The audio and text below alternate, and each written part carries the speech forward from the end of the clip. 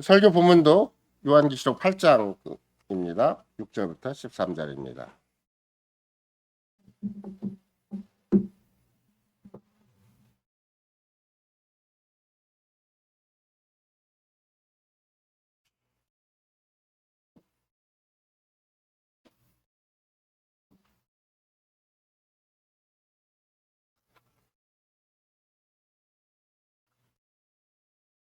일곱 나팔 가진 일곱 천사가 나팔 불기를 예비하더라.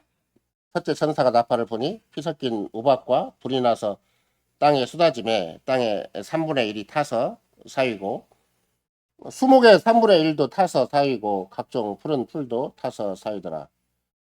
둘째 천사가 나팔을 보니 불붙는 큰 산과 같은 것이 바다에 던지오매 바다의 3분의 1이 피가 되고 바닷 가운데 생명 가진 피조물들의 3분의 1이 죽고 배들의 3분의 1이 깨어지더라. 셋째 천사가 나팔을 보니 횃불같이 타는 큰 별이 하늘에서 떨어져 강들의 3분의 1과 여러 물샘에 떨어지니 이 별 이름은 쑥이라. 물들의 3분의 1 쑥이 되매 그 물들이 쓰게 됨을 인하여 많은 사람이 죽더라. 넷째 천사가 나팔을 보니 해 3분의 1과 달 3분의 1과 별들의 3분의 1이 침을 받아 그 3분의 1이 어두워지니 낮 3분의 1은 비침이 없고 밤도 그러하더라. 내가 또 보고 들으니 공중에 날아가는 독수리가 큰 소리로 이르되 땅에 거하는 자들에게 화가 있으리로다. 이 외에도 새 천사의 불 나팔 소리를 인함이로다 하더라. 그리스도에 살아가는 성도 여러분, 우리는 이렇게 새로운 주일 또는 새로운 날을 또 새로운 시간을 맞이할 때마다 우리 자신에게 있어서는 일단 새로운 마음이다 또는 새로운 출발이다. 또 자기 스스로는 새로운 결심을 하고 또 새로운 각오를 하고 출발하기도 합니다.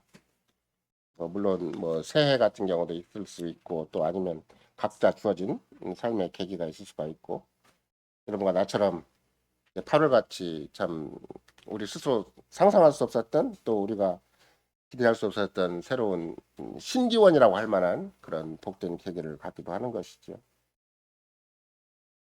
새로운 시간을 맞이할 때마다 이렇게 마음의 새로움을 가지고 또 좀 더 주님의 옆에 간곡하게 엎드리고 또 여러 가지 생각도 하게 되지만 여러분과 나는 일주일에 한 번씩은 이 새로움을 늘 경험할 수 있도록 또 단순히 우리만의 마음의 새로움이 아니고 온 역사의 새로움이고 주님의 경륜의 새로움이고 또 주님이 친히 함께 일하시는 그런 독특한 새로움이 우리 안에 있어서 세상에는 없는 그런 독특한 그런 신선함을 얼마든지 우리가 맞이할 수 있고 그러기 위해서 또 주일마다 주님 앞에 친히 예수를 모으시고 언약을 새롭게 하십니다.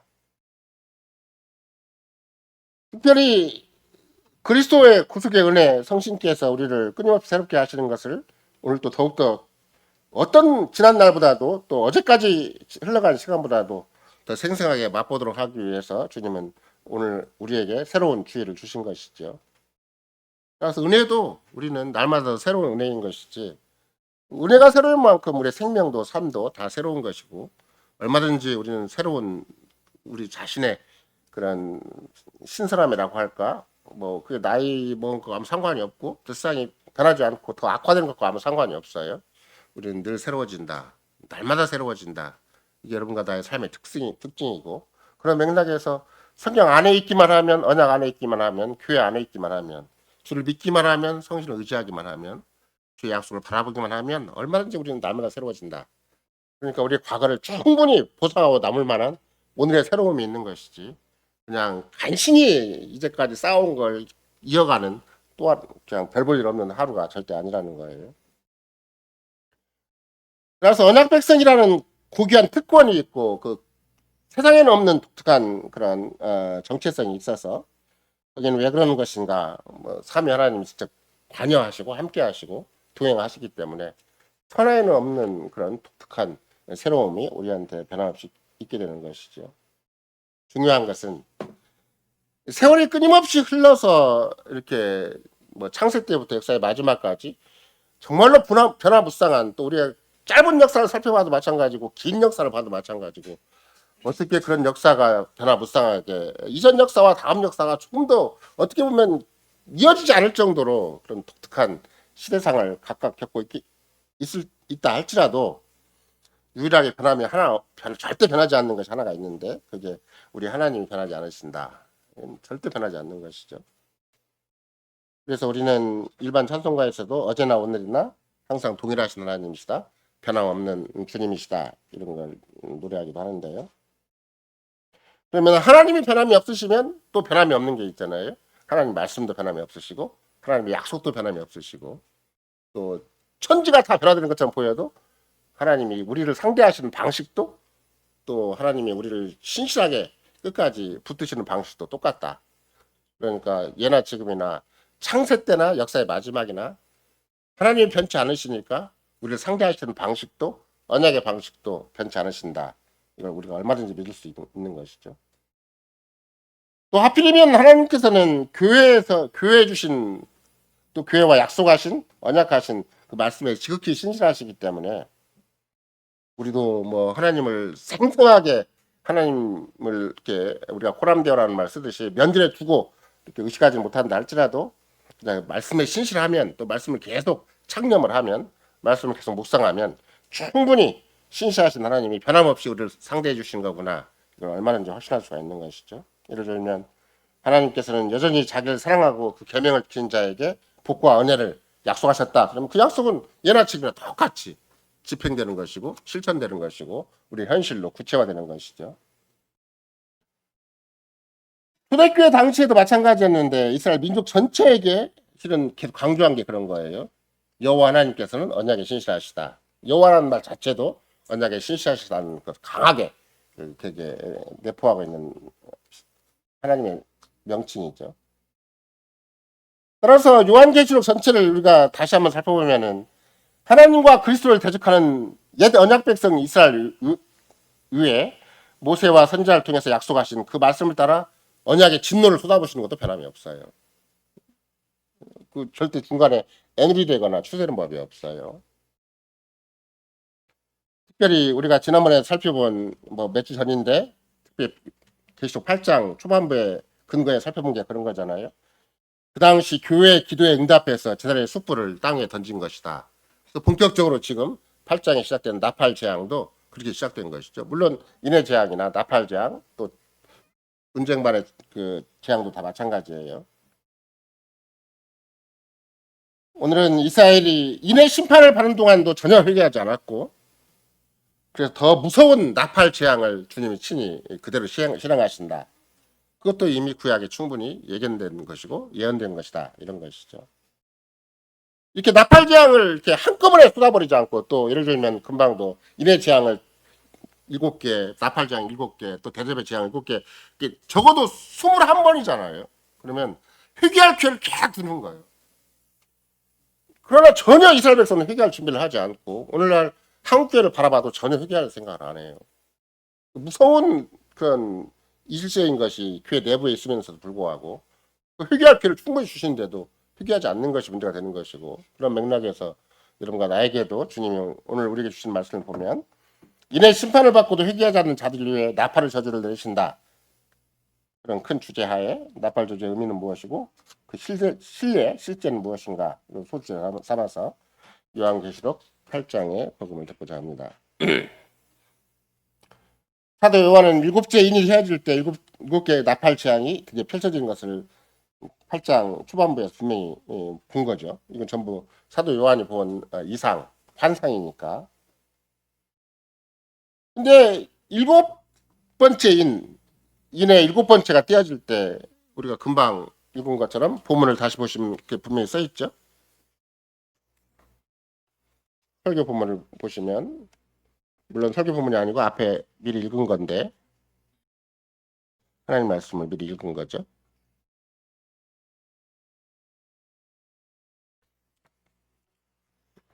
다시 한번 보겠습니다.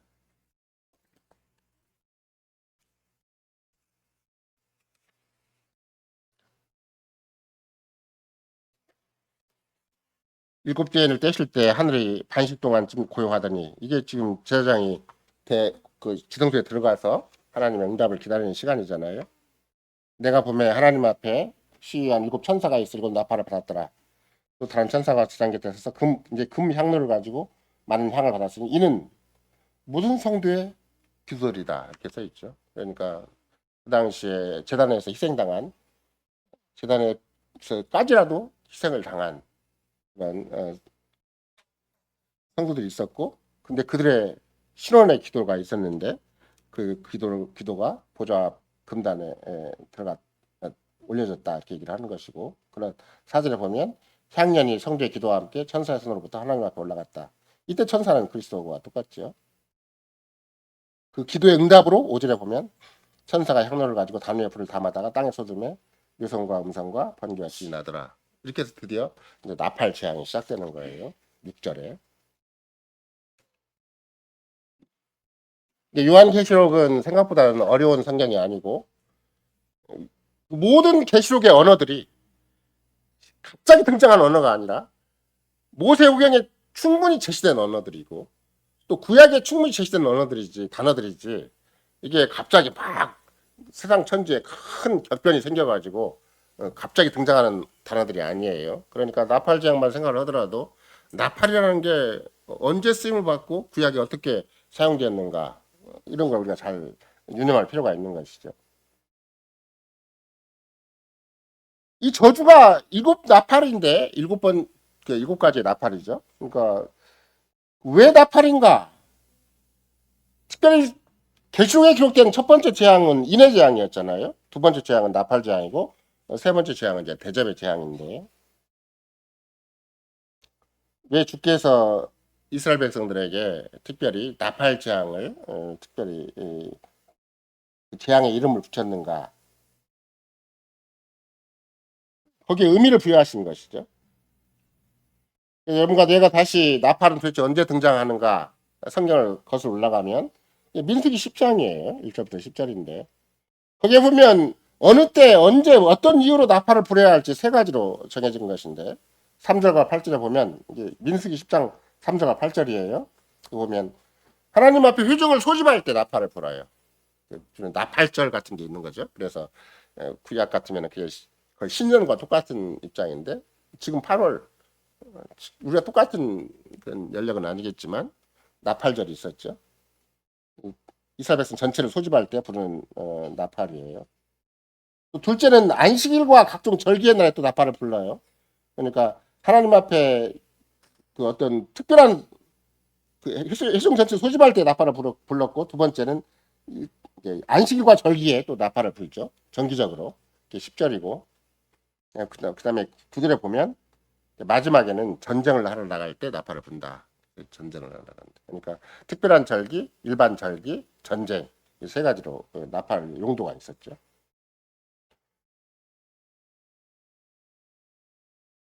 구절에 보면 너희 땅에서 너희가 자기를 압박하는 대적을 치러 나갈 때에도 나팔을 울려 불지니 그리하면 너희 하나님 여호와가 너희를 기억하고 너희를 대적하게 해서 구원하리라. 그러니까 전쟁이 났어요. 쳐들어왔어요. 지금도 뭐 이스라엘에도 전쟁이 있고 또 소련과 아니 러시아와 우크라이나도 전쟁이 있고 또 보이지 않는 곳에서 끊임없는 전쟁의 소문이 우리가 들리겠지만 이건 더 하나님이 친히 시작하신 전쟁, 또 이스라엘 백성이 직접 겪는 전쟁인데 이스라엘 땅에 원수가 쳐들어왔어요. 대적이 등장을 했을 때 당연히 이스라엘 백성들은 이제 전쟁의 체제를 준비하겠죠. 전투 대형으로 지파들을 배열하고 거룩한 전쟁을 위해서 나팔을 부는 거죠. 그러니까 하나님께서 친히 이스라엘 백성을 하여금 전쟁이 일어났으니까 전쟁을 대비해라. 그 나팔을 불어요. 그러니까 잘 생각을 해보시면 무기를 준비하라는 게 아니고 특수 훈련을 받으라는 게 아니에요. 나팔을 부르라는 거예요. 나팔을. 진열을 정비하긴 해요. 전쟁의 어떤 태세로 전투 대형으로 진열을 정비하긴 하지만 그러나 원수가 오기 침략할 것이기 때문에 이스라엘 백성에게 뭐 국방의 의무가 있다거나 아니면 우리가 특수한 어떤 전투 훈련을 받는다거나 또는 무기를 갑자기 생산한다거나 이런 일이 전혀 없죠. 이스라엘 구약 역사를 보더라도 구약 역사에 전쟁을 준비하는 건 딱 뭐밖에 없는 거야. 나팔 부는 것밖에 없어요. 나팔 부는 거. 이것이 하나님 나라의 전쟁이다라는 것을 우리가 잘 생각할 필요가 있죠. 이스라엘 백성들은 나팔 소리에 자기 몸을 움직여서 그냥 여호와 앞에 나오는 거예요. 그죠? 여호와 앞에 딱 모이는 거죠. 나팔 소리는 여호와께서 부르라고 하신 것이고 약속하신 것이니까 원수가 쳐들어왔을 때는 이스라엘 백성들은 무조건 나팔을 불면 여호와께서 우리가 명하시니까 우리는 여호와 앞에서 우리가 딱 모여 있는 거예요. 여호와 앞에서 전투 진열을 딱 갖추는 것이죠. 그러니까 처음부터 본문에 의한다면 민수기 10장에 의한다면 이 나팔은 무슨 나팔인가? 하나님께서 이스라엘을 치기 위해서 어떤 맥락에서 생각을 한다면 처음에는 그 원수가 쳐들어왔을 때 나팔을 불어야 되는 거잖아요. 그렇죠? 전투 대형으로 만들기 위해 나팔을 불어야 되는 것인데 요한계시록 나팔은 거꾸로 된 나팔이에요. 자기 백성을 치기 위한 나팔이에요. 왜? 천사가 부는 거니까. 그것도 성전에서 다 죽임당한 그런 신자들이 호소해서 신원의 기도를 해가지고 응답으로 주신 것이기 때문에 분명히 민수기 10장에서는 이스라엘 원수가 쳐들어올 때 나팔을 불어서 전투 대형으로 바꿔서 여호와의 전쟁에 참여하는 그런 의미가 있었다면 요한계시록 10장은 거꾸로 자기 백성을 치기 위해서 자기 백성이 원수가 되었기 때문에 자기 백성을 치기 위해서 나팔 소리가 울려진 것이죠. 나팔 소리가 구약에서 가장 인상적으로 떠오르는 것은 여러분과 내가 잘 아는 대로 한다면 여호수아 6장이에요. 그렇죠? 여호수아가 이끄는 이스라엘 군대가 가나안을 정복하기 시작을 했을 때 그 첫 번째 정복의 대상이 어디였어요? 누구나 잘 아는 불신자도 잘 알아요. 여리고성이었죠. 근데 그 당시만 하더라도 이스라엘 군대가 이쪽 모세와 더불어서 제2세대가 딱 모아 평지에 모였을 때 거기서 특수 군사 훈련을 받았는가? 아니었잖아요. 모세가 3시간 동안 계속 설교를 했는데 그게 이제 신명기에 나와 있는 십계명을 비롯한 하나님의 언약의 율법이었잖아요. 그 언약의 율법을 선포한 것이 그들에게 전쟁 준비였어요. 그 가나안 땅을 공격적으로 여리고성을 첫 공격 대상으로 삼아서 요단강을 건널 때부터 실은 그 법계만 가지고 건넜잖아요. 특수 군사 훈련을 받아가지고 이 충분한 정보를 확인하고 만약 군사적인 정보로 생각한다면 그리 오면 망해요. 왜? 여리고성이 완벽한 철옹성으로 돼 있어서 요단강을 딱 얼마든지 요단강을 건너오는 자들은 충분히 멸망시킬 수 있는 그런 천연 요새이기 때문에 요단강으로 건너오면 안 돼요. 가나안의 입구를 향한 절대 철옹성으로 된 것이 여리고성이었기 때문에.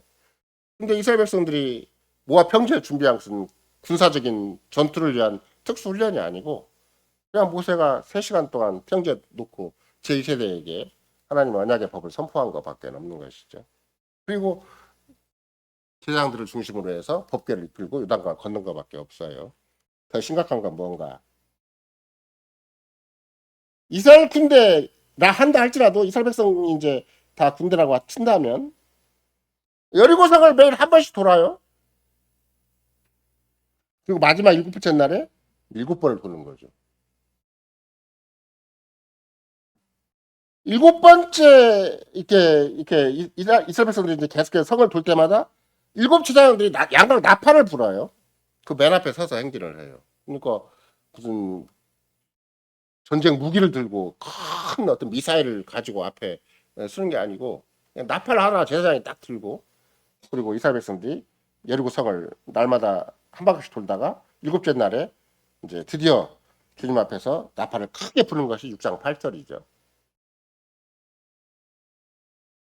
근데 그 나팔 소리가 딱 나자 이스라엘 백성들이 와 하고 성을 향해서 돌격 앞으로 했는가? 그거 아니에요. 이제 7번 하루에 한 번씩 돌다가 7번째 날 딱 7바퀴 돈 다음에 나팔을 딱 부니까 여리고성이 와르르 그냥 무너져 버린 거예요. 나팔 소리가 뭔 뜻이에요? 여리고성을 무너뜨리는 하나님의 심판의 소리였다. 하나님의 전쟁을 하나님이 끝내시는 나팔 소리였지. 여리고성 자체에 대한 하나님의 전쟁을 끝내시고 그들에게 무섭게 심판하시는 마치 우리가 예루살렘 성전에 대해서 계속 얘기를 했지만 돌 하나도 도리에 남지 않도록 한 것은 로마 군대 티토스 장군의 군대가 와하고 다 해집었기 때문에 그런 거잖아요.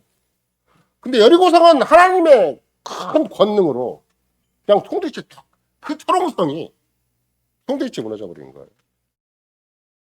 완전히 돌무더기가 돼버린 것이죠. 그러니까 어디 형체를 갖출 수가 없어요. 그렇게 튼튼하게 쌓았던 여리고성이 고고학적 자취를 찾아보면 정말로 튼튼하게 쌓았다 그래요. 뭐 우리가 뭐 애굽의 피라미드 정도는 아니라 한다 할지라도. 그러니까 만약에 여호수아 6장에서 일곱 나팔을 가진 일곱 제사장의 모습이 오늘 본문 6절에는 어떻게 되어 있어요? 분명히 제사장이 한 나팔 한 개씩 들고 일곱 나팔을 일곱 양각 나팔을 들고 나팔을 부른 거잖아요.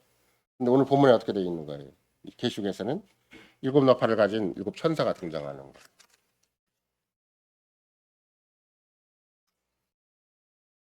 그리고는 여리고성이 무너지는 게 아니라 어느 성이 무너져요? 예루살렘 성이 무너지는 거죠.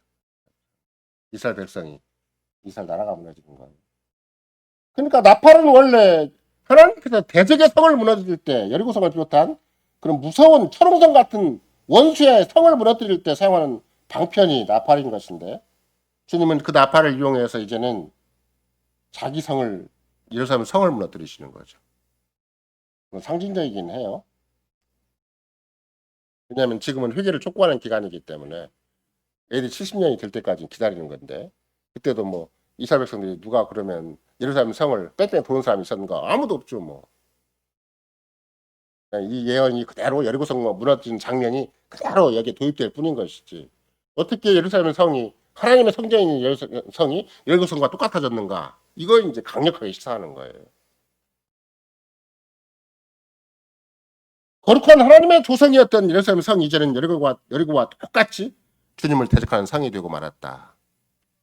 이게 결정적인 문제예요. 그래서 사도 요한도 나중에 11장 13절에 보면 예루살렘 성의 3분의 1이 다 무너졌다, 10분의 1이 다 무너진 걸 직접 목도를 하는 것이죠.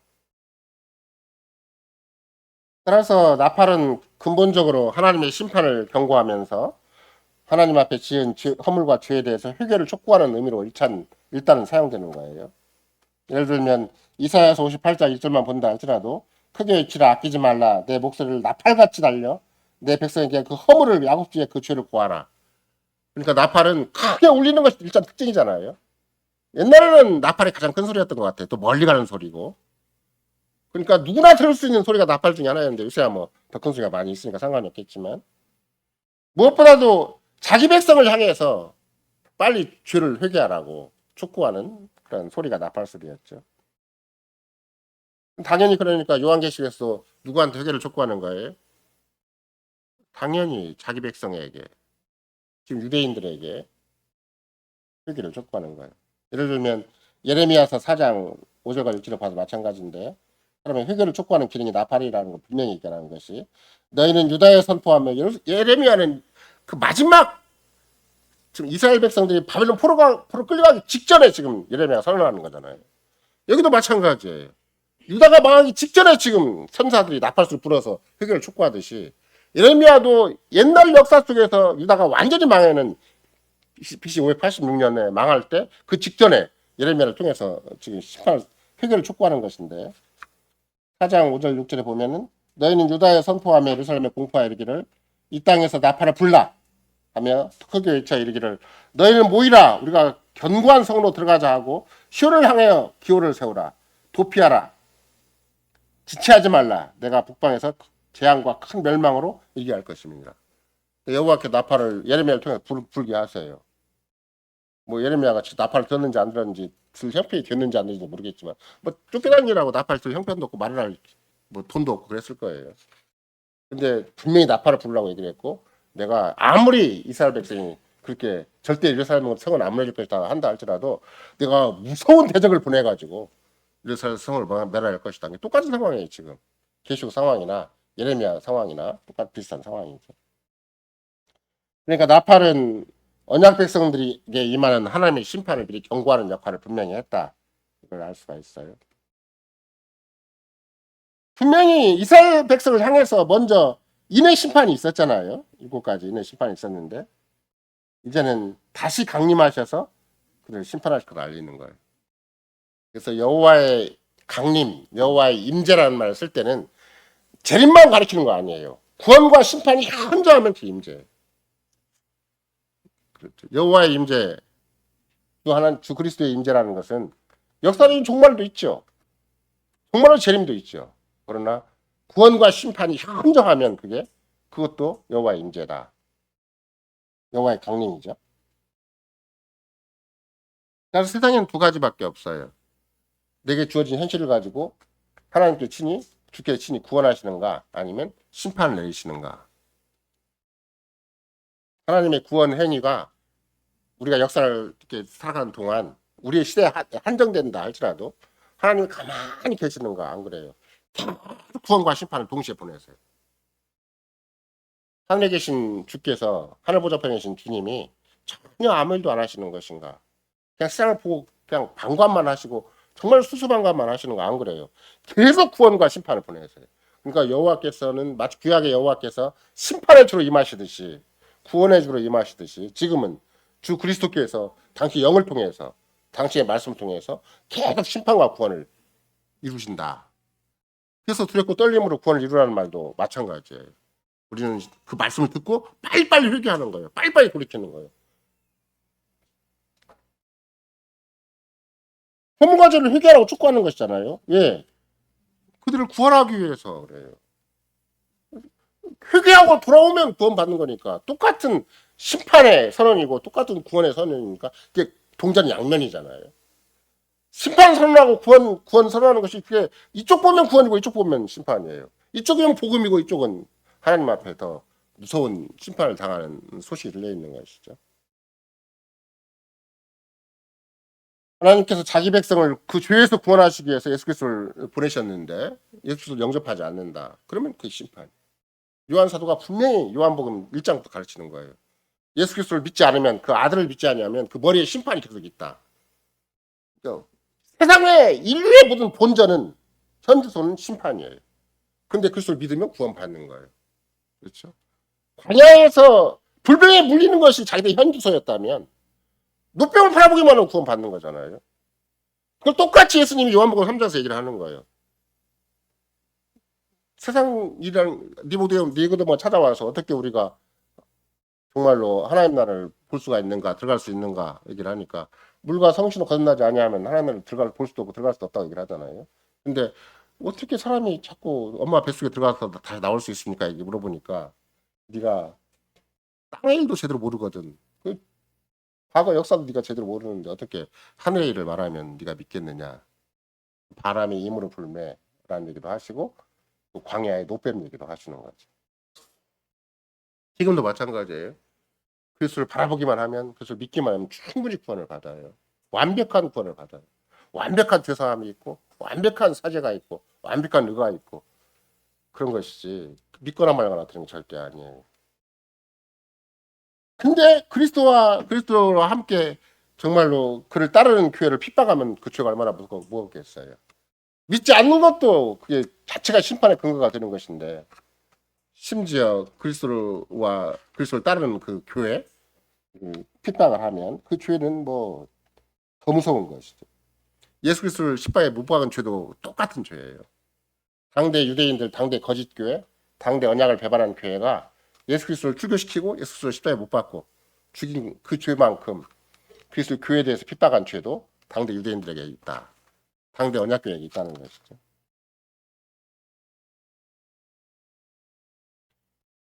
예를 들면 아모스 4장 6절과 11절이 있는데 이 재앙에 죽지 않고 남은 사람들은 그 손으로 행한 일을 회개치 아니하고 오히려 여러 귀신과 또는 우상에 절하고 또 살인과 복술과 음행과 도둑질을 회개치 않았다. 이런 표현이 있어요. 그러니까 예를 들면 구약의 예레미야 선지자를 통해서 나팔 소리가 선포가 됐는데도 불구하고 끝까지 회개하지 않은 자들이 남아 있어요. 근데 그들이 그러면 얼마나 뭐 건강한 삶을 살았는가, 경건하고 거룩한 삶을 살았는가 안 그래요.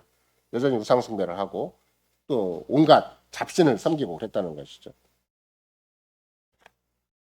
특별히 이제 우리가 아까 나팔이 쓰는 용도가 전쟁을 위해서 그 백성을 소집할 때도 나팔이 쓰이기도 하지만 절기나 특별한 계기에 하나님의 효정을 불러 모을 때도 나팔을 쓴다고 그랬잖아요.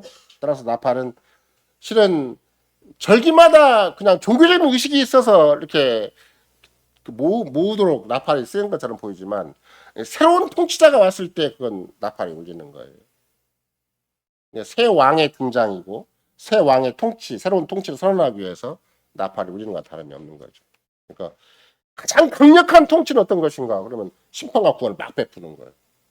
그것만큼 강한 통치가 없죠. 그것만큼 강한 왕이 없잖아요. 그러니까 나팔은 누구를 준비한 것인가? 그 심판과 구원을 하시는 그 당사자가 그분의 본격적인 통치를 시행하신다. 이럴 때 이제 나팔 소리가 울리는 것이죠. 그러니까 그리스도의 등장을 얘기를 하는 거와 똑같아요. 그리스도 강림을 얘기하는 거다. 예를 들면 다윗을 이어 솔로몬이 왕이 되었을 때도 왕의 대관식이 있었을 거 아니에요. 그러면 열왕기상 1장 34절과 39절을 보면 솔로몬의 머리에 일단 기름을 부어요. 그 이제 직분자, 하나님 나라 직분자는 이제 기름을 붓잖아요. 그러니까 솔로몬도 그리스도가 된 거죠. 그가 왕이 되었을 때, 기름 부음 받은 왕이 되었을 때 그 사실을 만천하에 알리기 위해서 나팔을 불어요. 나팔은 새 왕의 통치가 시작됐다. 새 왕이 도래했다. 새로운 시대가 도래했다. 새로운 통치 시대가 시작됐다. 이걸 선언할 때도 실은 나팔을 부는 것이죠.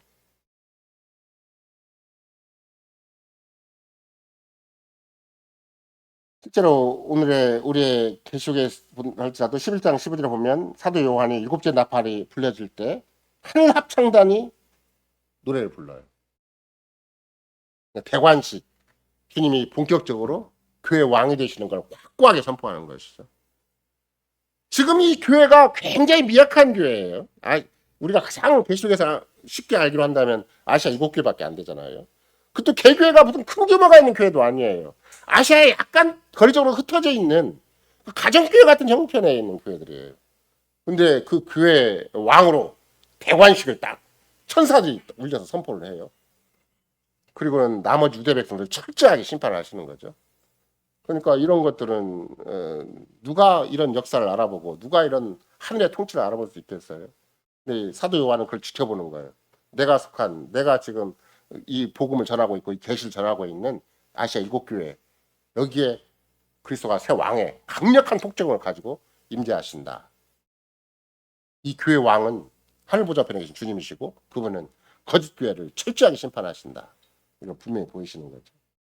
그래서 천상의 합창단이 대관식 축가를 부르는 것이 요한계시록 11장 10일에 나오는 것이죠. 그래서 뭐 우리가 볼 때는 뭐 아시아 7교회 그 터키 지방에 있는 소아시아 뭐 지역적으로 좀 흩어진 조그만 종교 기관들 그것도 가정교회니까 간판도 있을 말동하고 뭐 사람들이 모이는 거 아무나 모를 뻔한 그 흔적이 별로 없는 것처럼 보이기도 하겠지만 그러나 반대로 하늘 보좌에서 심판과 구원을 내리시는 주님의 입장에서 본다면 온 천하가 이제 그리스도의 나라가 확고하게 된 거예요. 교회가 아시아 교회에 소아시아 지방에 7교회가 있는 것이 만천하가 그리스도의 통치세계가 되는 거 똑같아요. 교회가 살아있으면 교회가 그리스도에게 속해 있으면 교회가 그리스도의 통치를 받고 그리스도를 왕으로 머리로 섬기고 있으면 천하가 다 그리스도의 통치권에 딱 들어오는 것이죠.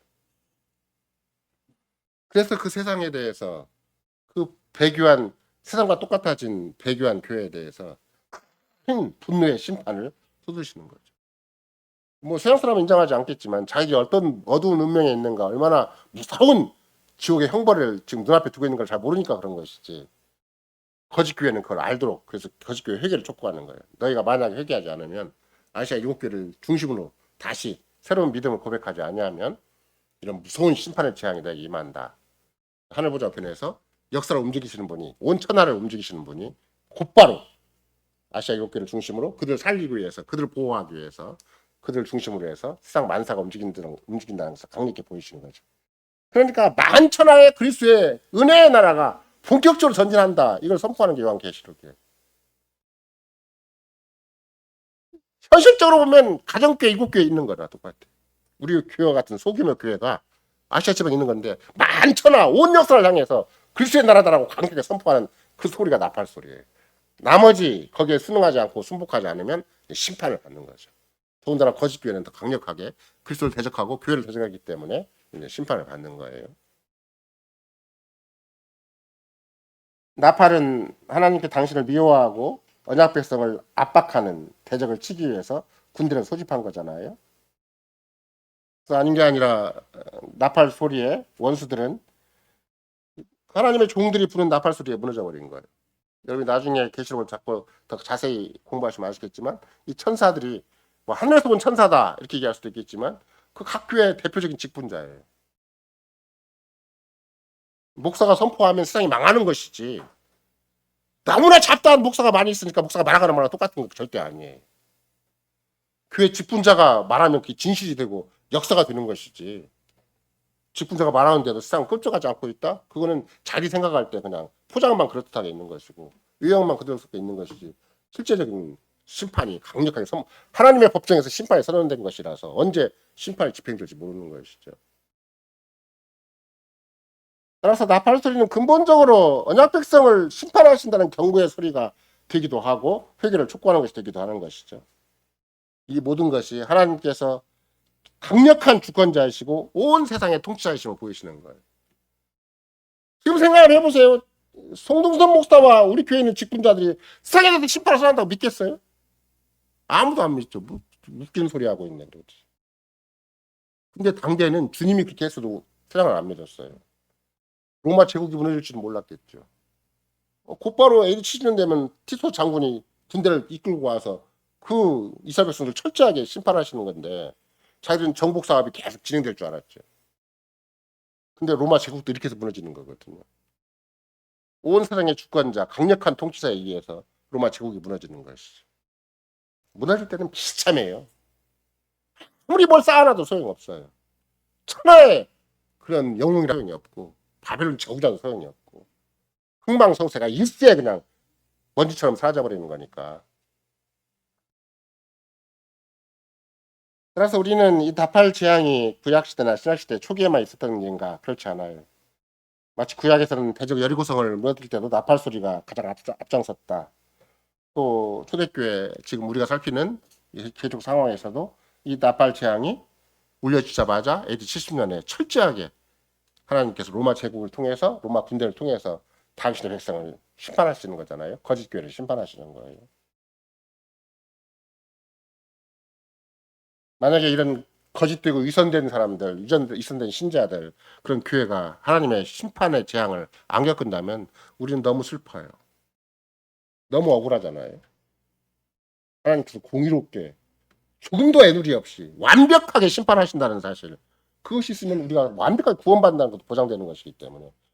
마치 대한민국 정부가 있는데 뭐가 옳고 그른지 모르고 막 자기 마음대로 그냥 경찰권을 사용하고 검찰권을 사용하고 그렇게 자기 마음대로 통치한다 그러면 얼마나 우리가 국민이 슬프겠어요. 천하가 만사를 바라봐도 마찬가지예요. 불의한 자가 있고 안 믿는 자가 있고 하나님을 거부하고 그리스도 거부하는 자가 있는데 심판을 안 받는다? 그럼 우리가 속상하죠. 우리가 힘들죠. 근데 주님은 반드시 심판하신다는 거예요. 그게 온 세상의 주권자라는 말이고 온 천하의 통치자라는 말이에요. 반드시 심판하시는 거예요. 그 마음에 속속들이 충분히 헤아려서 심판하세요. 누가 진짜 고의적인 거짓말장이고 고의적으로 교회를 핍박하고 그리스도를 무시하고 그리스도를 거부하는 자인가? 이건 주님이 충분히 아시는 것이지. 세상 법정은 잘 몰라요. 판사들도 잘 모르고 대법원장도 잘 모르고 그냥 자기들 주변에 맞게 우물쭈물 하다가 끝내버리고 정권에 아부하다 끝내버리고 이런 거잖아. 근데 주님은 충분히 아세요. 누가 정말 그리스도를 믿지 않고 거부하는 자인가. 반드시 심판하시는 것이지. 절대 그냥 간과하는 법이 없는 것이다. 따라서 나팔 재앙으로 당대 유대 사회, 당대 마지막 언약 구약 언약교회 나팔 재앙의 경고에도 불구하고 그들이 결국은 끝까지 회개를 거부했기 때문에 AD 70년에 그 역사적인 종말을 되었듯이 주님은 지금도 이 나팔 재앙을 통해서 여리고성을 무너뜨린 것처럼 또 이스라엘을 무너뜨리고 예루살렘 성을 무너뜨린 것처럼 지금도 회개를 촉구하신다. 요한계시록이 선포되는 그 교회마다 요한계시록이 선포되는 그 시대마다 요한계시록 8장이 계속 언급되는 그 모든 시대와 세상을 향해서 주께서는 회개시키는 역할을 계속해요. 권능자로서 큰 권능을 가지고 왕노릇 하시는 것이죠. 그러면 우리는 요한계시록 이렇게 선포하고 있잖아요. 그러면 우리가 뭘 선포하는 것 똑같아요? 온 천하의 권세자가 주님이시다.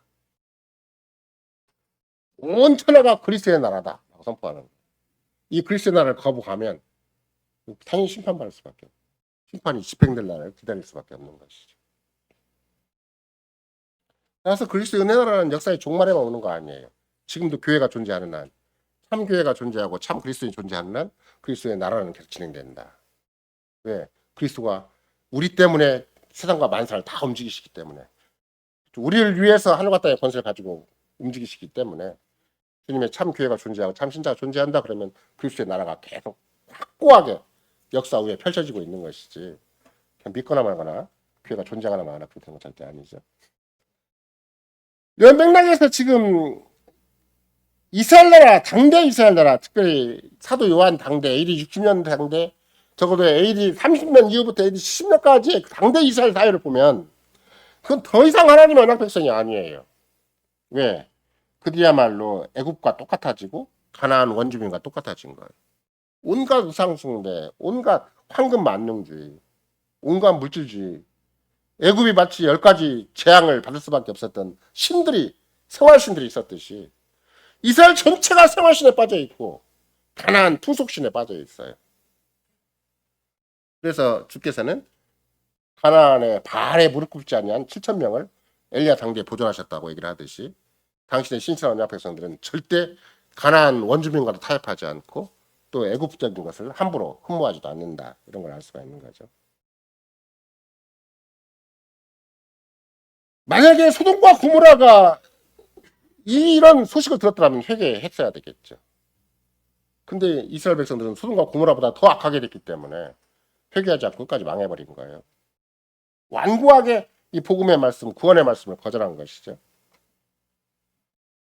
율법의 모든 저주가 누구에게 내리는 것인가 그랬더니 이 언약 백성에 내리신 거예요. 교회, 마지막 교회, 구약의 마지막 교회에 내리신 거죠. 7절만 본다 할지라도 금방 우리가 7절을 봤는데, 첫째 천사가 나팔을 부니 피 섞인 우박과 불이 나서 땅에 쏟아지며 땅의 3분의 1이 타서 사이고 수목의 3분의 1이 타서 사이고 각종 풀도 타서 사이더라. 사인다는 말 아시죠? 이거 뭐 쟤도 마치 지푸라기 타듯이 탄다는 말이 사이더라 그 말이에요. 지푸라기는 쟤도 이게 어떤 뭐가 없죠. 흔적이 없이 그냥 씩하면 새로 남잖아요. 새하면 새로 남잖아요. 그냥 휙 사라져버리죠. 탁 쳐져버리는 거죠. 첫째 천사가 나팔을 부니까 섞인 우박과 불이 나서 땅에 쏟았다고 그랬죠. 이게 이제 피가 섞인 우박이에요. 피가 섞인 우박. 이 피는 어떤 피겠어요? 당연히 제단에 뿌려진 순교자들의 피가 되겠죠.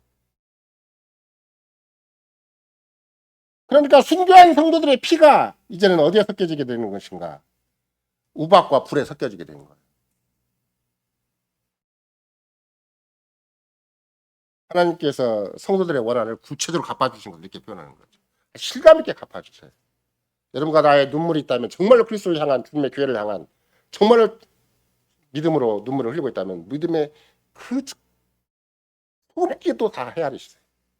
그 방울도 다 헤아리시고, 우리의 속 아픈 사정도 다 헤아리시고, 우리가 못나 서덕이는 것도 헤아리시고, 우리의 잠재의식 컴플렉스도 헤아리시고,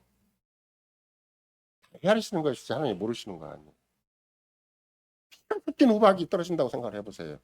그 피하양을 한 방울에 전부 우박이 다 섞여가지고 원수들에게, 거짓 교회에게, 거짓 신자들에게 다 적용되는 거예요.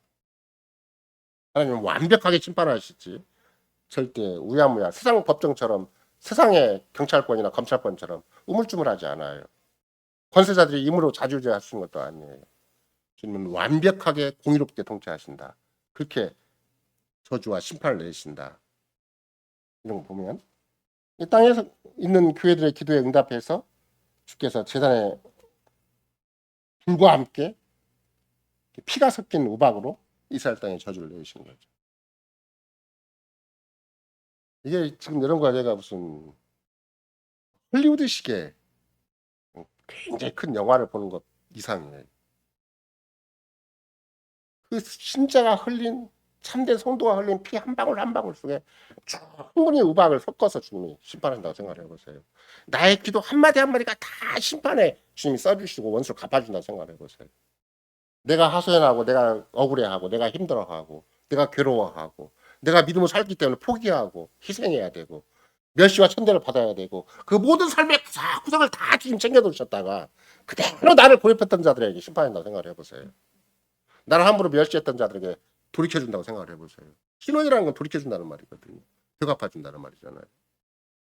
이거 얼마나 우리한테 큰 위로가 되고 경고가 되는 것인가. 내가 함부로 살면 안 되는 거구나. 함부로 말하면 안 되는 거구나. 적당히 살면 안 되는 거구나. 나는 끝까지 믿음으로 아무리 약하더라도 믿음으로 살아야 되고 아무리 내가 못났더라도 주님을 의지하고 주님께 순종하고 살아야 되는 것이지. 제 말씀을 대로 자꾸 살아야 되는 것이지. 내가 못났다고 우물쭈물 해버리고 그래버리면 나도 모르게 어디가 휩쓸려 버리는 것인가. 세상이 정죄받을 때 입서버리고 만다. 그래서 여러분과 나에게 기도할 때마다 이런 기도를 하는 거예요. 계획교회에서는. 주님이 나를 징계하시되 정말 필요하니까 징계하시는 거 권징을 하시는 거예요. 근데 왜 그러시는 건가? 이게 나를 심판하기 위한 것이 아니고 세상과 똑같이 망하지 않도록 세상과 똑같이 심판받지 않도록 세상이 망할 때 나도 그 휩쓸리지 않도록 그 정죄함을 피하도록 하신다. 이걸 고백하고 기도하는 거예요. 네. 우박과 불로서 이스라엘 땅의 채소와 나무를 다 불태워버렸잖아요. 모든 나무를 다 태워버려요. 근데 그것이 언제 쓰여졌는가 그러면 출애굽기 9장에 쓰여졌어요. 이게 처음으로 예수에 등장한 말이 아니라고 그랬잖아요. 출애굽기 9장 23절과 24절에 보면 애굽의 7번째 재앙을 내릴 때 그때 그 불덩어리와 함께 우박과 함께 섞여 내리게 만들어요. 우박과 같이 막 불덩어리가 떨어지잖아요. 우박과 불은 그 당시에 애굽의 모든 사람과 짐승을 물어나고 밭의 모든 채소를 다 때려버리고 들의 모든 나무를 다 꺾어버리죠. 우박이 얼마나 큰지 그냥 들의 나무까지도 다 꺾어버려요. 그게 이제 25절이죠. 출애굽기 9장에. 그 말은 결국은 애굽을 충분히 떠올릴 수 있는 애굽의 재앙을 떠올릴 수 있는 표현이잖아요. 우박이란 말 자체가.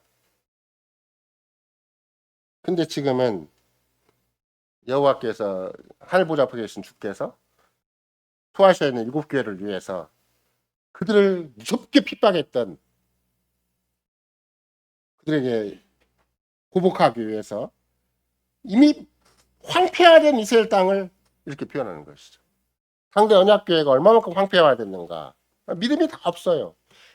약간 종교적인 흔적만 남아있어요. 약간 생생되는 것만 남아있고 약간의 자기 의만 남아있을 뿐이지 진짜 하나님 앞에 두려움도 없고 경건한 삶도 없고 돈 하나에 꼼짝 못하고 세상 사람 평가 앞에 좀 꼼짝 못하고 믿음이랄 게 찾을 게 없어요.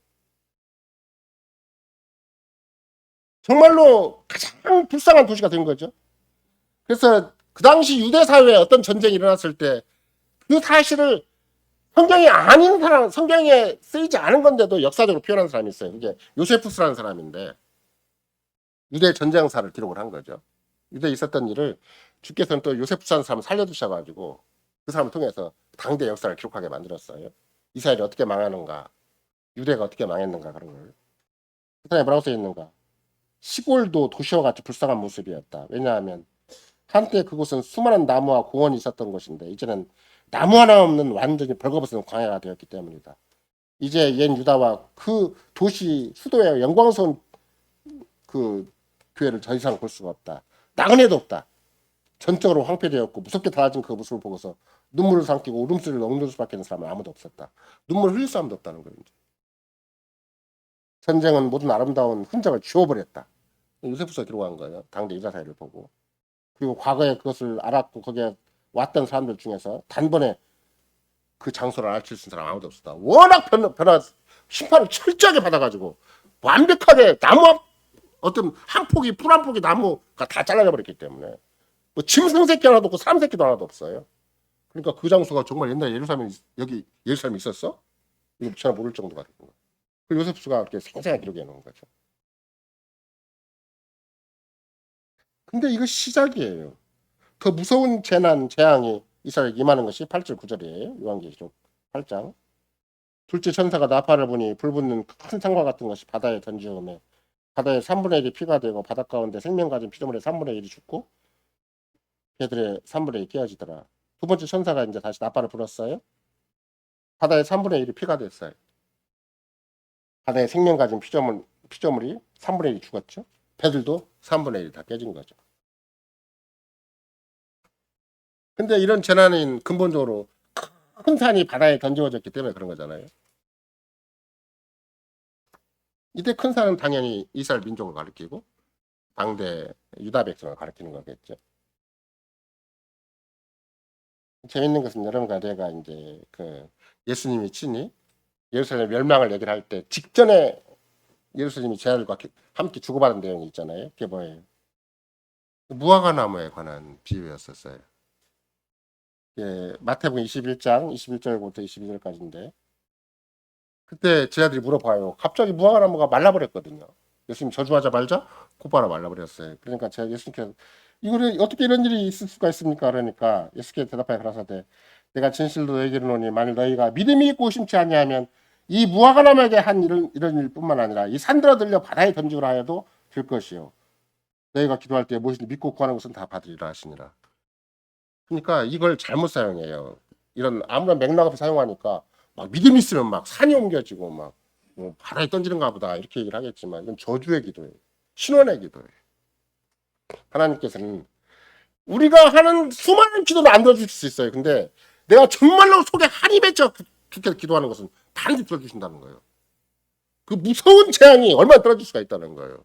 진짜 참 신자로서 참 직분자로서 참 귀에 속한 자로서 죽게 기도하면 세상에는 있을 수 없는 일도 갑자기 생기는 거예요.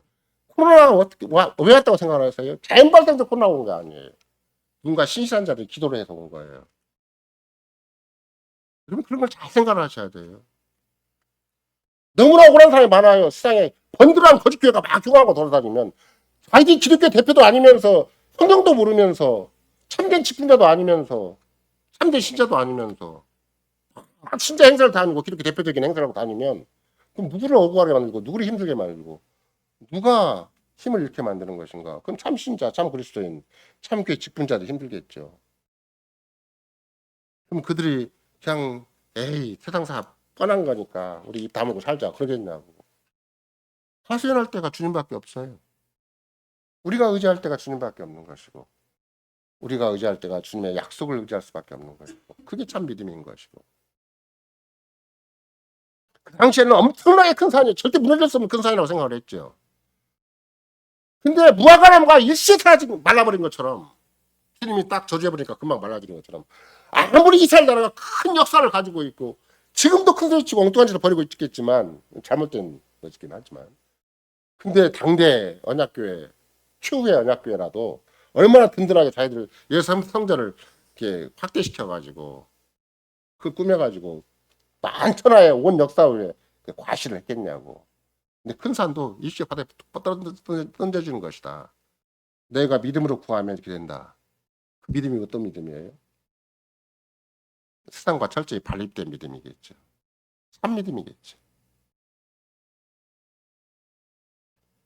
그래서 실은 바벨론에 대해서 주님 신이 그만한 말을 쓰시는 거예요.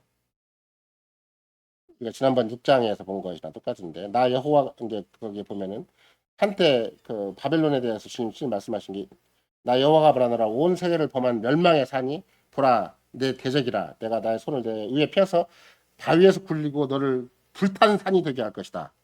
바다가 바벨론에 넘침이여 그 많은 파도가 그에 넘쳤도다. 바벨론 정복할 때 주께서 주님 선지자를 통해서 이렇게 말씀하신 거예요. 그러니까 예수의 멸망에 대해서도 굉장히 길게 얘기하시잖아요. 마태복음에 기록된 내용을 한다면 뭐 이미 21장부터 24장, 거의 28장까지 얘기를 하는 거니까 그 종말에 대해서 굉장히 길게 얘기하시는 거예요. 근데 그 잘못된 종말론자들이 그걸 엉뚱하게 막 시대에 찬찬한 어떤 계기를 쳐서 오는 것처럼 거짓 속여가지고 만천에 있는 기독교들 모든 교회들을 속이고 신자들을 속인 것이 지금 잘못된 종말론이잖아요. 근데 당대 교인들도 당대 신자들도 예루살렘은 직접 1차적으로 주님의 제자들이 직접 목격을 한 거예요. 어? 무화과나무 뭐 이렇게 금방 말라버렸네. 믿음으로 구하면 이렇게 된다. 자기의 예루살렘에 큰 성이 있고 그 예루살렘에 큰 성전이 있고 이스라엘 나라를 꼼짝없이 할 수 없는 영원한 그런 나라로 생각을 했었는데 너희가 이 산들어 들리와 바다에 던지라 하면 그래서 의심치 아니하면 믿음 있고 의심치 아니하면 이 무화과나무에게 된 이런 일뿐만 아니라 이 산들어 들려 바다에 던지라 하여도 될 것이다. 너희가 기도하여도 무엇인지 믿고 구하는 것은 다 받으리라. 진짜 기도는 세상과 철저히 반립하고 오직 주님을 위해서, 오직 주님 안에서 주님에게 속해서 기도하는 것이지. 이게 뭐 아무거나 막 달라고 기도하는 게 아니에요. 뭐 코로나 벗어나게 해주십시오 그렇게 기도하는 거 아니에요. 그러니까 예수님이 저희들에게 기도하라는 것은 무엇이에요? 저희들이 믿고 구하면 실제로 뭐가 무너진다는 거예요? 산이 옮겨진다는 그런 게 아니에요. 거짓교회가 망한다. 거짓교회가 심판받는다. 그걸 믿으라는 거예요. 이런 거다의 믿음은 아무리 큰 교회, 아무리 큰 대한민국을 대표하는 교회가 있다 할지라도, 전 세계를 대표하는 무슨 교단이 있다 할지라도 그게 중요한 게 아니에요. 누가 주님 앞에 끝까지 호소하고, 누가 주를 끝까지 의지하고, 누가 끝까지 주의 종이 되고, 누가 끝까지 주의 수심에 드는 것인가, 이게 중요한 것이지. 세상에서 기독교적인 세력이 강하고 뭐 미국이 뭐 대통령도 뭐 기독교인이고 무엇이었지. 우리나라 대통령 기독교인 사람 참 많이 있었죠. 그렇게 되는 문제가 절대 아니에요. 무화과 나무를 시들게 해달라고 배도한 교회를 다수에 빠지게 해달라고 구하는 것. 그렇게 구하라. 그 예수님 신이 믿음으로 구하는 것은 뭘 구하는 것인가? 살 옮겨서 바다가 되게 한다. 뭐 이런 우리 엉뚱한 걸 막 자꾸 자기 현실을 합리화하고 자기 문제를 뭔가 종교적으로 하기 위해서 기도하는 것이겠지만 주님이 가르치신 건 뭐예요? 배도한 교회를 위해서 기도하라. 거짓된 교회를 위해서 기도하라. 반드시 심판받기를 위해서 기도해라. 하나님의 약속된 심판과 저주를 위해서 기도하라. 이런 거랑 똑같아요. 배도한 유대인의 박해를 받고 있던 교회, 새로운 교회, 남은 자 교회죠. 하나님은 이스라엘에게 복수해 주십시오. 거짓 교회가 교회를 잔멸하려고 합니다. 특별히 사울 같은 사람을 내세워서, 그렇죠? 사울이 만약에 바울로 안 바뀌었더라면 얼마나 쉽게 끝까지 가정교회를 다 뒤져가지고 잡아서 다 죽였을 거 아니에요. 주님이 그걸 막으신 거죠. 사울이 바울이 되게 하심을 막은 것이지, 아니었다면 얼마나 무서운 일이 발생했겠어요. 그런 무서운 일이 AD 1세기만 발생한 거 아니잖아요. 15세기, 14세기 중세 천전이 그랬잖아요. 레만 호수 같은 경우도 제가 말씀드리잖아요. 자꾸 거기에 왜 그 큰 바위가 계속 담벼락을 따라서 그 저수 깊은 호수를 따라서 내려져 있는가? 전부 수상당했어요. 그들이 참 믿음을 가진 자들이고 참 교회 속한 자들이고 카톨릭을 거부했다는 것 때문에. 10절에도 보면 이제 드디어 뭐라고 말씀하시는가? 셋째 천사가 나팔을 부니 횃불같이 타는 큰 별이 하늘에서 떨어져서 강대의 3분의 1과 물샘에 떨어지니 이 별 이름은 쑥이다. 3분의 1 죽게 되면 그 물들이 쓰게 되면 이나요 많은 사람이 죽더라. 그러니까 하늘에서 별이 떨어졌는데 이름이 쑥이라는 거잖아요. 쑥은 뭐 우리가 보통 얘기하는 개떡 만들어 먹는 쑥이 아니에요. 이 쑥은 보통 얘기하는 인진쑥 같은 거, 또 지독하게 지금이야 뭐 그걸 약재로 쓰기도 하겠지만 옛날에는 무섭게 도무지 먹을 수 없는 그런 사람을 오히려 생명을 해치는 독쑥과 같은 독을 다른 말로 얘기하면 쑥과 똑같다라고 얘기를 할 때 그 쑥을 얘기를 하는 것이죠. 이것도 뭐예요? 애굽에 임한 첫 번째 재앙과 똑같아요. 애굽의 물, 그 생명의 근원이었던 나일강 물이 피로 변해버리니까 어떻게 됐어요? 모든 물고기가 다 죽어버리고 생명 있는 것이 다 죽어버렸잖아요. 여기도 왜 물이 쓰게 됐는가 그랬더니 횃불같이 타는 큰 별이 하늘에서 떨어졌기 때문에 그랬다 그래요. 이거는 이사야 선지자가 예언한 바벨론 멸망과 비슷한 얘기인 것인데, 아침에 아들 계명성이여 어찌 그 하늘에서 떨어졌으며 내 얼굴을 덮은 자여 어찌 그리 땅에 찍혔는고, 내가 내 마음에 이르기를 내가 하늘에 올라 하늘의 무별 위에 나의 보좌를 높이리라. 내가 북극 지표의 산 위에 좌정하리라. 가장 높은 구름에 올라 지극히 높은 자와 피기리라 하도다. 그러나 이제 내가 음부 곧 구덩이에 맨 밑에 빠지오리라. 이게 이제 이사야 선지자 14장 12절부터 하는 얘기죠. 천하가 아무리 큰 소리를 치다 한다 할지라도, 바벨론 저기를 한다 할지라도 하나님이 쫙 떨어뜨려서 어디까지 빠지게 만드는가. 지옥 한가운데 쭉 떨어지게. 음부 한가 뭐저 밑바 그 어떻게 보면 얘기를 한다면 그 음부에 떨어지도록 해준다. 그래서 그 바빌론이 어떻게 철저하게 망하는 것인가. 그래서 구약에서 별이 떨어진다는 것은 세상에서 가장 강력한 세력을 가진 자가 그런 멸망한다는 것이죠. 근데 그 별이 횃불까지 타버려요. 그 말은 하나님의 재단의 불에 의해서 심판. 불은 계속해서 요한에서 나오는 불은 재단에서 나오는 불이에요.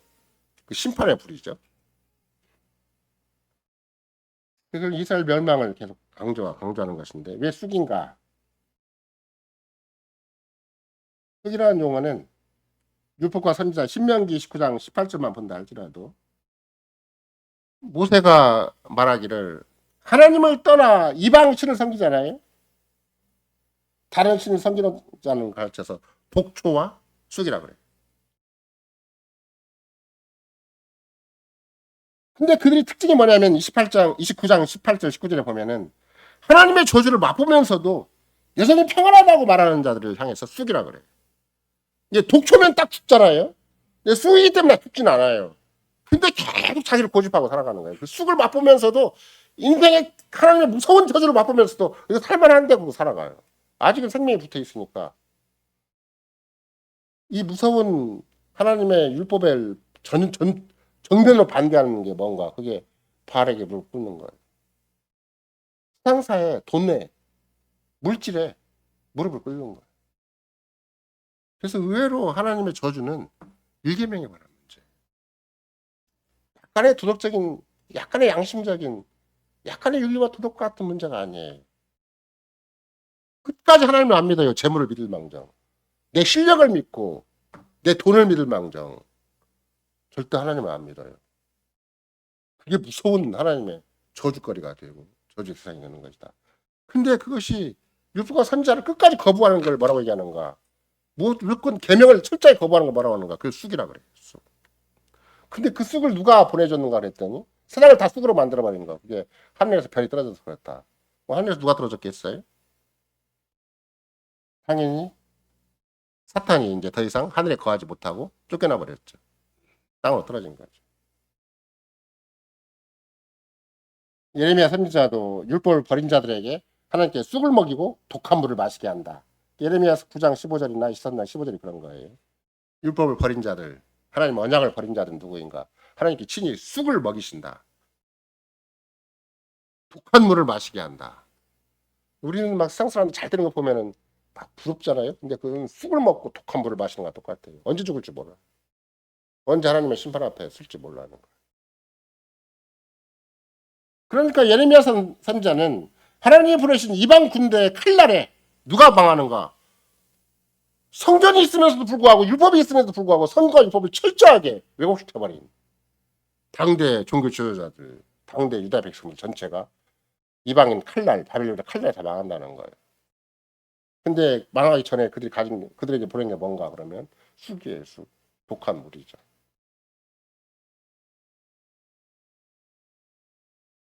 언약을 파기한 자들을 가지고 있는 심정, 그때 삶의 형태, 그들이 겉으로 보기엔 평안하다고 하는 거, 세상 앞에서 그럴듯하게 자기를 자랑하는 거, 그런 것들 다 쑥이에요. 독한 쑥이죠. 그래서 12절을 바라보면 그게 뭐라고 써 있는가? 넷째 천사가 나팔을 보니 해 3분의 1과 달 3분의 1과 별들 3분의 1이 침을 받아 그 3분의 1이 어두워지니 단 3분의 1은 비침이 없고 밤도 그러하더라. 해달 별에게 영향을 끼친 거죠. 해달 별은 온 우주가 움직인다는 막연한 것도 그 우주가 근본적으로 존재하는 이유를 상실했다는 것도 되지만 해달 별은 그 당대 직분자를 가리키는 거죠. 거짓된 직분자들. 이런 거 나도 직분자가 된 것 또는 우리가 그리스도인이 된 것이 천지창조와 관계된 문제고 재창조와 관계된 문제인 것이지. 우리가 이 땅에서 그리스도인을 사는 것이 그냥 종교적인 행동 몇 가지 하는 거 아니에요. 세상이 창조된 이유를 우리가 우리로 바뀌는 것이고 재창조되고 구속된 이유를 우리로서 드러내야 되는 거예요. 우리가 하나님의 형상이 회복됐다는 말을 할 때 그런 말이에요. 세상이 창조된 아직도 창조된 현실 유일된 유일한 목적이 어디 있는가? 참 신자 때문에 존재하고 참 그리스도 때문에 존재하는 거예요. 참 교회 때문에 존재하는 거예요. 내가 어떤 생각을 하는가, 어떤 마음을 품는가, 내가 뭘 도대체 절대 바르게 무릎 꿇지 않고 끝까지 주님을 의지한다. 그 자체가 세상에 존재하는 이유와 목적을 분명히 증거하는 거예요. 근데 바르게 무릎 꿇어버리면 세상과 똑같아지고 애국과 똑같아지고 수동과 고모라가 똑같아지고 그러니까 바벨론이 되어가지고 하나님의 심판과 저주의 대상이 될 수밖에 없어요. 그 전까지 어떤 일을 사는가? 숙인데도 자꾸 뭘 하고 싶어해요. 뭘 내놓고 싶어하고 막 그 자랑하고 싶어하고 자기도 못 살고 남도 죽이는 것인데 자기도 죽이고 남도 죽이는 거거든요. 자기 자랑이나 세상 돈 자랑이나 자기 명예 자랑은 자기도 죽고 남도 죽이는 거예요. 복음이 아니거든요. 구원의 복음이 절대 아니에요. 그런 걸 내세워서 무슨 조금 남보다 좀 우위에 있다고 남보다 조금 뭔가 가진 게 있다고 함부로 큰 소리 치면 절대 안 돼요. 그럼 복음이 아니면 살 길이 없고 믿음이 아니면 살 길이 없고 은혜가 아니면 살 길이 없는 거고 그리스도가 아니면 살 길이 없는 것이 우리지. 어떤 것도 우리에게 우리 자랑거리가 돼서는 안 돼. 혹이라도 내가 지금까지 살아온 내 인생에 이말라도 자꾸 내가 이만큼 했으니까 이만큼 살아왔지 그런 자부심이 있거나 그런 자랑이 있으면 절대 안 돼. 내가 행이라도 눈곱만큼이라도 그런 자랑이 있다면 저주받을지어다 하고 빨리 생각을 하고 주님 그리스도가 아니면 답이 아닙니다. 은혜가 아니고 믿음이 아니면 정말로 하나님이 나를 이 땅에 살리시는 그런 큰 구원의 은혜가 아니면 진짜 아무것도 아닙니다라고 고백을 해야 되는 것이지. 근데 교회를 다니면서도 자랑할 게 많고 혼자 똑똑한 체 하고 혼자 어려운 체 하고 결국은 해달별은 궁극적으로 뭔가 거짓 교회가 그 존재 이유가 만약에 이스라엘이 폐기처분 당하면 우주가 없어진 것과 똑같은 의미를 가지는 건데 그렇잖아요. 창조된 본이가 사라지는 것이고 창조가 무효화 되는 것과 똑같은데 하물며 그 통치자들 그 종교적인 지도자들이 해달별이 어두워지는 건 마찬가지죠. 하나님이 우주에다가 해, 달, 별을 심어놨는데 그 영광을 독특하게 입혀서 심어놨는데 직분자라는 하나님의 교회 직분자라는 독특한 직분을 주어서 심어놨는데 그들이 하나님을 섬기고 하나님께 순종하고 하나님 영광을 드러내기보다는 하나님 나라를 창대케 하기보다는 바알 숭배하고 세상 신을 숭배하고 자기를 왕으로 내세우고 산다면 당연히 하나님의 저주를 받아야 되죠. 빛을 잃어야 되는 것이 마땅한 거죠. 아무리 해도 자 혼자 막 가꾸니까 혼자 막 자꾸 자기를 막 예쁘게 하고 막 어떻게 하고 잘 가꾸니까 아예 빛을 잃어버리게 만드는 거예요. 자기 인생이 쑥인데도 독한 쑥인데도 자꾸 자기 인생을 자랑을 하는 거예요. 그러니까 하나님이 단호하게 때가 되면 빛을 잃게 만들어버리는 거예요. 그래서 해, 달, 별이 다 어두워지는 거예요. 그럼 어디까지 확대가 돼요? 세상에서 로마 제국이 최고인 것처럼 마치 황제 숭배 사상까지 강요한 것이 로마 제국이었잖아요. 그 통치자들까지 다 해당되는 거예요. 유대 민족의 지도자뿐만 아니라 세상 왕국의 통치자들도 다 해달 별에 해당되는 거겠지만 하나님 철저하게 심판하신다. 그래서 여러분과 나도 뭐 미국에서 누가 대통령이 되건 지금 우크라이나에서 계속해서 어떤 고집하고 또 러시아에서 어떻게 주장을 하든 우리는 계속 기도할 문제예요. 전 악한 그리스도 없이 그리스도 교회를 빙자해서 그죠? 러시아도 그리스도 교회 러시아 정교회를 빙자해서 우크라이나도 우크라이나 정교회를 빙자해서 종교 전쟁 같은 걸 수행하고 있는 거예요. 이스라엘은 이스라엘대로 또 종교 비슷한 전쟁을 하고 있고 세상이 겉으로 보기에는 막 그 자기는 이권에 의해서 군사력 대결에 의해서 싸우는 것 같으죠. 이면에 전부 종교적인 의미가 있어요. 전부 거짓 종교들이에요. 주님은 그렇게 서로 망하게 만드시는 거예요. 자기들끼리 서로 심판하게 만드는 거죠. 하나님께서는 나팔 재앙으로 배교한 이스라엘에게 이미 경고를 내리시고 회개를 촉구하신 것이죠. 그것은 계시록이 존재하는 한 계시록이 아직도 역사적으로 완벽하게 구체화되지 않는 한 지금도 당신의 교회 대적을 향해서 역시 경고하시고 회개를 촉구하는 것이죠. 우박과 불도 내리시기도 하시고 큰 산을 던지심으로 바다에 피가 되기도 하시고 민족과 민족이 서로 대항해서 전쟁과 그런 내란을 일으키기도 하시고 환경의 변화다 무슨 엘니노 현상이 있고 무슨 온난화 현상이 있더라고 자꾸 과학자의 주장을 하겠지만 주님은 기후를 이용해서라도 천재 지배를 이용해서라도 심판하시는 거예요. 명심하셔야 돼요. 막 덥다고만 하지 마시고 막 춥다고만 하시지 마시고 하나님이 보이지 않는 심판의 손길이 있는 거다. 뭐 어떻게 하면 구원의 길을 찾지? 어떻게 하면 은혜의 길을 찾지? 어떻게 하면 믿음의 길을 찾아야 되는 것이지. 더우면 무조건 엘리 현상이고 막 추우면 무조건 그런 뭔가 기상 변화에 큰 이변이 생겨서 그런 것인가? 안 그래요. 여기도 기후의 변화를 통해서 주님이 심판 무서운 재앙을 내리시는 거예요. 모든 창조 배후에 하나님의 절대적인 손길이 있어요. 하나님은 당신의 교회를 위해서 하늘과 땅의 모든 표주계를 완벽하게 통제하시고 완벽하게 섭리하시는 것이지. 우리가 우물쭈물 과학이라는 미명하에 그냥 중간 상태로 회색지대로 그렇게 생각할 이유가 없어요. 대중만 본다 할지라도 우주 만물 하늘 우주에 있는 하늘과 달 뭐 별의 많은 별이라고 해서 1차적으로는 당대 별인체하고 해인체하고 달인체하는 그런 종교적인 주자들을 대하성을 하겠지만 표현 자체는 창조가 무효화되고 창조가 흔들리고 하나님의 창조를 거부하는 자들에 대한 무서운 하나님의 심판과 저주를 얘기하는 것이죠. 구속을 거부하면 창조도 거부하는 거예요.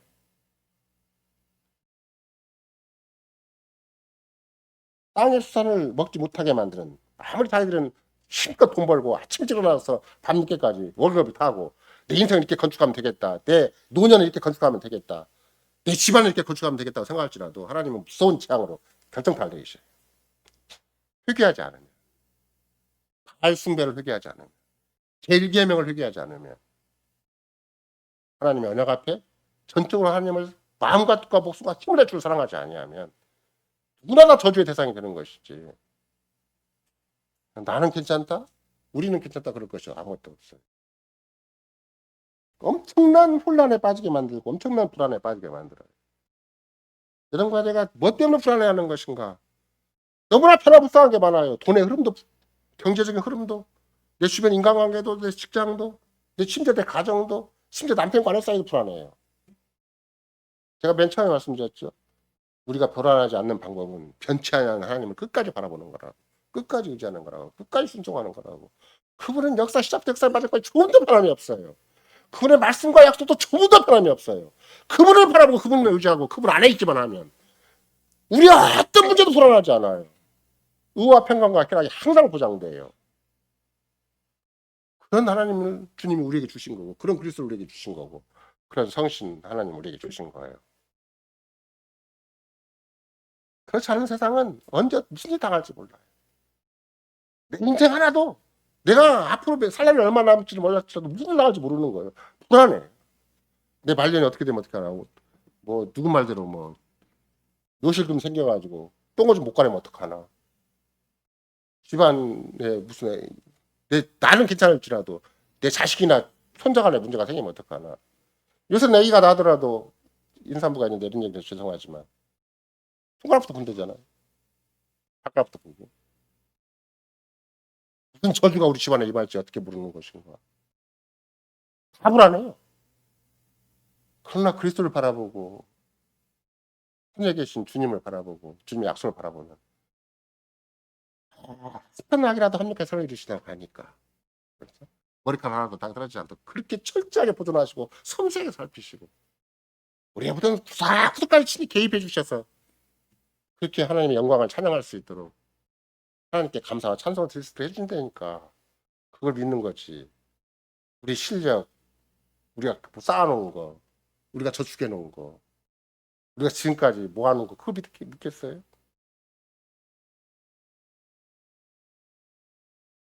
우리가 생각하고 있는 세상과 사회, 심지어 우리의 직장, 우리가 가까이 있는 심지어 뭣도 있어요. 코로나도 있었잖아요. 온 세상 전역에 일어나는 그 이면에 다 누가 있는가? 절대자인 하나님의 구원과 심판의 주님이신 그분이 계시는 것이지. 어쩌다가 저쪽 중국에서 뭐 잘못하고 뭐 누가 뭐 마이크로소프트 누가 뭐 이렇게 계량을 써가지고 우물쭈물하고 그런 거 절대 아니에요. 하나님 친히 주신 거예요. 친히 보내신 거예요. 그럼 뭐 왜 보내셨겠어요? 이게 똑같아요. 회개하라고. 일계명에 순종하라고. 피조물을 섬기지 말으라고. 과학을 섬기지 말으라고. 세상을 섬기지 말으라고. 바르게 무릎 꿇지 말으라고.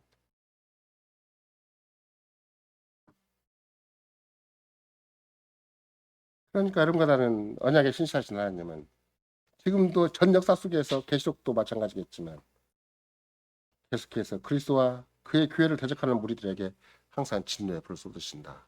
그러나 당신 지난주에 살피는 그런 거잖아요. 당신에 속한 14만 4천 명 완벽하게 보호 보존하십니다. 내가 잘나서가 아니에요. 나중에 여러분들이 직접 야고보 사도나 베드로 사도가 얘기를 할 때도 마찬가지예요. 너희는 하나님께 순복할지어다 마귀를 대적하라. 그래야면 너희를 피하리라. 이게 야고보 사도가 4장 7절에서 한 얘기거든요. 근데 하나님을 순복하는 거하고 마귀를 대적하는 거하고 딱 같이 놓은 거예요. 내가 하나님께 의지하고 하나님을 섬기고 하나님을 사랑하지 않으면 그건 마귀에게 속한 거예요. 이런 거는 삶은 중간지대가 없어요. 나도 모르게 돈이 크게 보이고 사람이 크게 보이고 세상이 크게 보이고 그럼 불안이 금방 없어요. 근데 그걸 대적하려고 철저하게 대적하는 말을 발적이라고 그랬잖아요. 아 이건 마귀적인 요소구나. 그리스도가 없고 하나님이 없고 성신이 없는 세계구나. 나는 반드시 삼위 하나님 세계로 돌아와야지. 빨리 돌이키라는 거예요. 그게 제일 계명을 이기는 준수하는 방식이에요. 나는 이만큼 살아왔고 이만큼 세계에서 인정받고 이만큼 성공한 인생을 살았으니까 절대 그럴 리가 없어요. 마귀를 끊임없이 대적하는 것 분별 있게 딱 가름을 해야 돼요. 내 이 마음이 어떤 마음이지? 이 현실이 어떤 현실이지? 내가 지금 이런 사고방식 이런 세상 처신 방식이 뭐지? 빨리빨리 분별해서 마귀를 대적해야 되는 것이지. 영적 분별과 통찰을 가져야 되는 거예요. 베드로사도 마찬가지 5장에서 하나님의 능하신 손 안에서 겸손하라. 근데 겸손이 어떤 겸손인가 그러면 그냥 감사합니다. 인사 잘하고 이런 거 아니에요. 염려를 자기가 하고 있으면 교만인 거예요. 모든 이게 지금 우리가 베드로 사도가 베드로전서 5장 6절에서 그러므로 하나님의 능하신 손 안에서 겸손하라. 때가 차면 너희를 높이리라. 그러고 7절에 내 염려를 다 주께 맡겨버리라. 이런 저가 너희를 권고하심이라. 그리고 8절에 근신하라 깨어라. 너희 마귀가 우는 사람같이 너희 불상께 삼키자를 찾는다. 믿음으로 영적 분별력이 생기지 않냐면 염려를 전부 자기가 처음부터 다 해요. 그럼 그게 마귀에 속한 게 되어버려요. 얼마나 불안하겠어요. 산다고 살아요. 아침에 일어나고 밤늦게 수고 떡을 먹는 것이 얼마나 남다른 형식이 있어야 되냐고. 열정이 있어야 되냐고. 근데 염려가 있는 한 마귀한테 속한 거예요. 염려가 있는 한 마귀를 대적하지 못한 거예요. 근신하고 깨어있지 못한 거예요. 늘 마귀한테 질질 끌려다니며 사는 것이죠. 그렇게 생각합니다. 근데 주께서는 제가 말씀드리잖아요. 야고보 사도나 베드로 사도는 1차적인 수신자가 누구인가. 우리는 식으로 한다면 집도 절도 없고 직장도 없고 맨날 먹고 사는 게 쉽지가 않은 사람들이잖아요. 예수 믿는다는 것 때문에 다 쫓겨난 사람들이잖아요. 일가치적도 상대를 안 해주는 사람들이잖아요. 근데 그들을 향해서 야고보 사도도 베드로 사도도 사랑 근심하지 말아라고. 먹고 사는 거 그거 자꾸 쉽게 맡기라고. 그거 막 믿음으로 해결하지 않으면 일계명을 해결하지 않으면 잘 숭배를 해결하지 않으면 그 진짜 줄 성경과 아니라 너희는 왕같은 제사장이다. 거룩한 백성이다. 그 원래 하나님 너희를 부르신 그 정체성을 절대 놓치지 마라. 야고보 사도 베드로 사도가 계속 가르치는 거예요. 이런 거 나도 나는 이만큼 계획의 일원이 됐으니까 나는 세상 일반 종교와는 너무 다르고 일반 기독교와는 너무 다르고 일반 교회는 너무 다르다. 이렇게 적당히 생각하는 문제가 아니에요. 나도 모르게 세상에 젖어 있고 세상에 속해 있고 그것만 나오면 막 불안해하고 힘들어하고 막 따가워지고 예민해지고 그럴 일이 아니라 내가 성신 안에서 먹고 마시는 것이 아니라 성신 안에서 뭐와 평강과 희락을 즐기고 있는 사람인가 누리고 있는 사람인가 그걸 보유하고 자랑하고 증거하는 사람인가 이것이 내가 참 복음으로 사는 사람인가 아닌가 내가 참 그리스도인인가 아닌가를 강력하게 판정할 수 있는 우리 입장이 되는 것이다. 이걸 주께서 친히 이런 방식으로 우리에게 가르치십니다. 아멘.